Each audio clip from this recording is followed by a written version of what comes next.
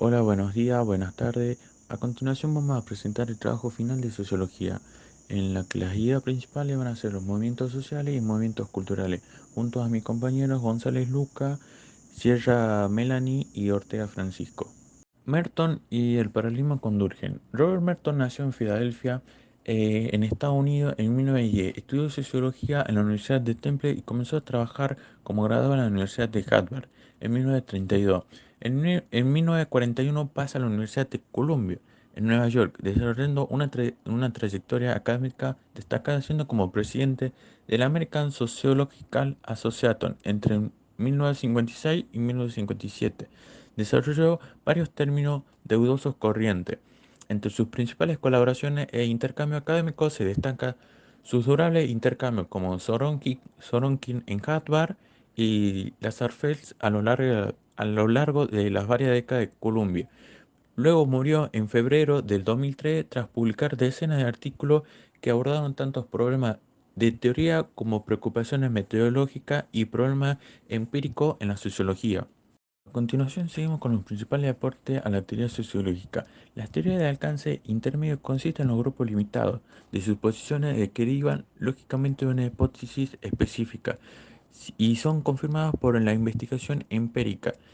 Estas teorías no pertenecen separadas, sino que reúnen redes más amplias de teóricas. Estas teóricas son básicamente abstractas, que tratan de diferenciar las esferas de la conducta social y la estructura social, de modo que trasciende de una mera descripción generalizada empírica. Las teorías del conflicto social, como por ejemplo los conflictos radicales, los conflictos de las clases sociales y los conflictos internacionales.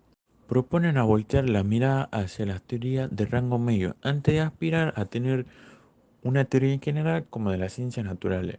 El aporte del desarrollo de análisis funcional y estructural, las críticas de adentro, desde la estructura del funcionalismo, establecimiento de los conceptos de función, la disfunción, las funciones manifiestas y por último el aporte del desarrollo de la sociología de la ciencia y la sociología de las desviaciones. Las metas culturales son objetivos y propósitos e intereses culturalmente definidos por los individuos de la sociedad.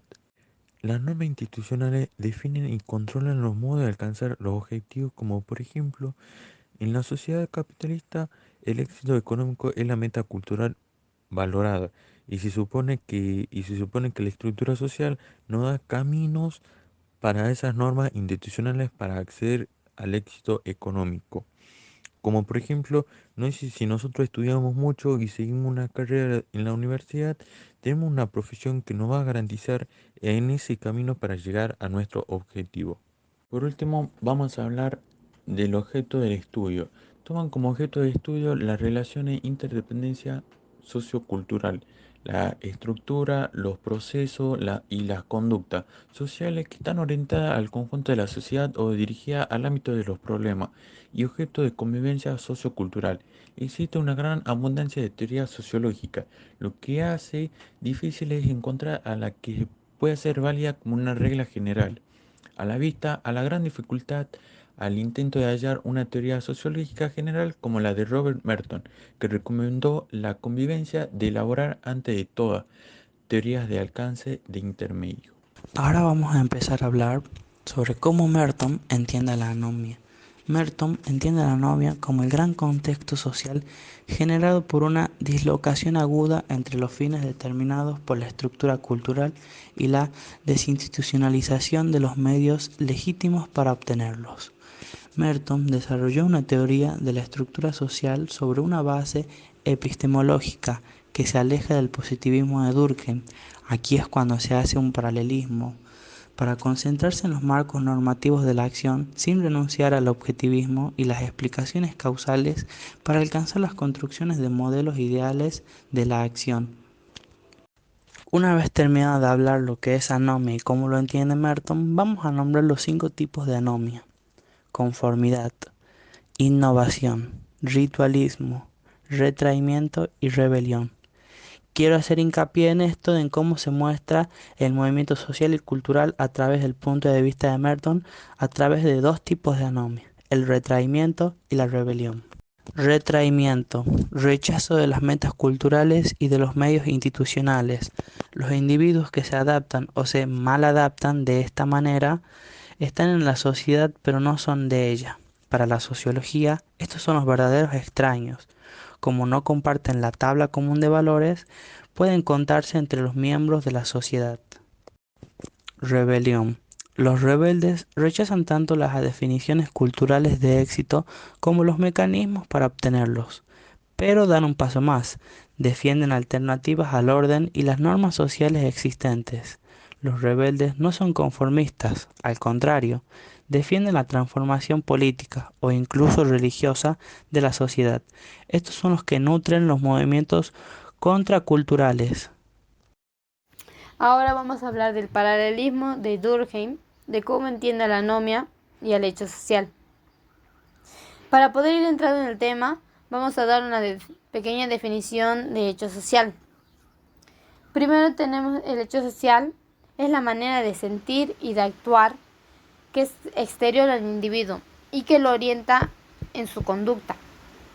La cultura es la que se encarga de moldear al ser humano y le predispone a pensar y actuar de cierto modo, según aquellos elementos culturales que el sujeto interiorizó en su proceso de socialización. Y aquí actuará de una forma u otra. También podemos decir que los hechos sociales son colectivos, porque forman parte de una cultura. Por ejemplo, la lengua, la religión, la moral, las costumbres son hechos sociales que le brindan al individuo una pertenencia de colectividad. También son coercitivos, porque inciden al accionar individual. Por ejemplo, manifestaciones o protestas, ya que todos tienen un objetivo común y quieren ser escuchados. Y exteriores, porque se imponen desde fuera por costumbres o repeticiones. En las sociedades organizadas el terrorismo tiene un efecto importante. Son impuestas al individuo a partir no solo de las acciones violentas de los extremistas, sino de todo el discurso mediático tejido alrededor. Por otra parte, el hecho social tiene un condicionamiento. Nosotros, al acatar un hecho social, supone reconocernos como integrantes de un grupo social, porque este es el camino que escoge la mayoría de los seres humanos, ya que este es el que nos ofrece la seguridad de pertenecer a una determinada cultura, pero a cambio de nuestra propia individualidad y de nuestros verdaderos deseos, porque ya al ser humano, al querer pertenecer a determinado grupo, tiene que dejar sus deseos para poder formar parte de ese grupo.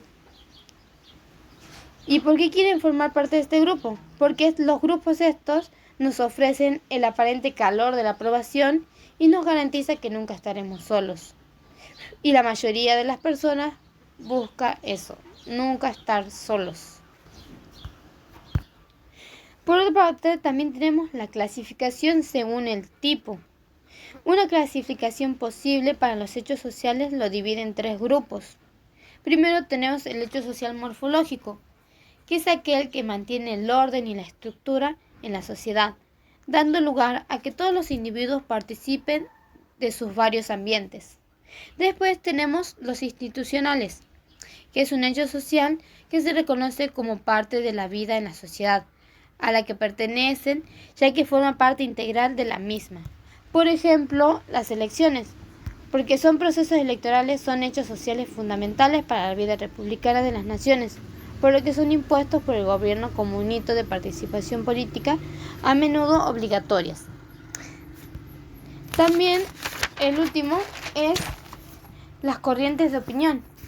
Pueden ser por tendencia o una moda relativamente pasajera, o bien que no tiene una fuerza constante, sino que esta depende de la época en que se manifieste.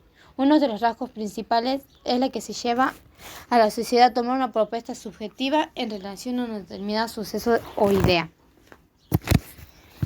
Un ejemplo de hecho social es aplaudir a un artista cuando termina de cantar. Es un ejemplo de hecho social.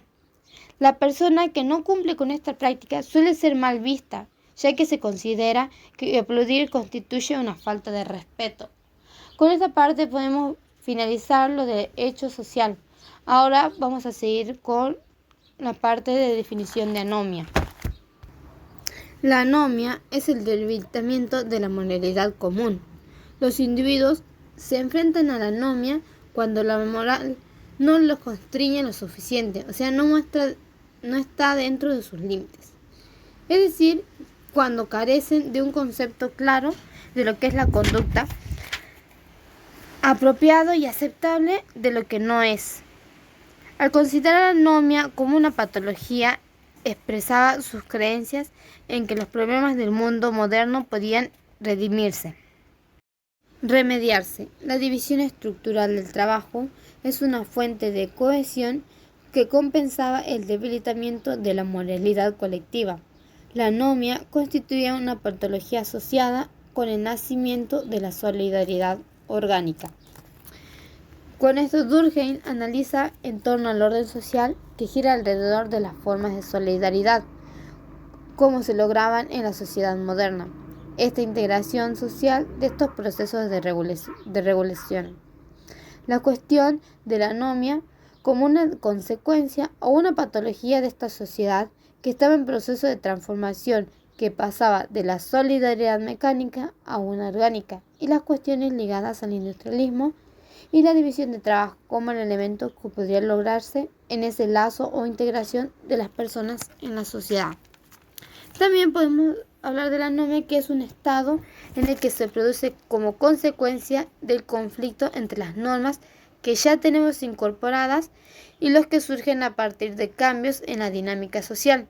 Según Durkheim, como ya vimos, la anomia es propia de las sociedades modernas y consiste en el estado de desorientación que tiene un individuo al ver que sus valores y conductas quedaron obsoletas ante lo que la sociedad en la que vivía promueve, perdiendo el sentido.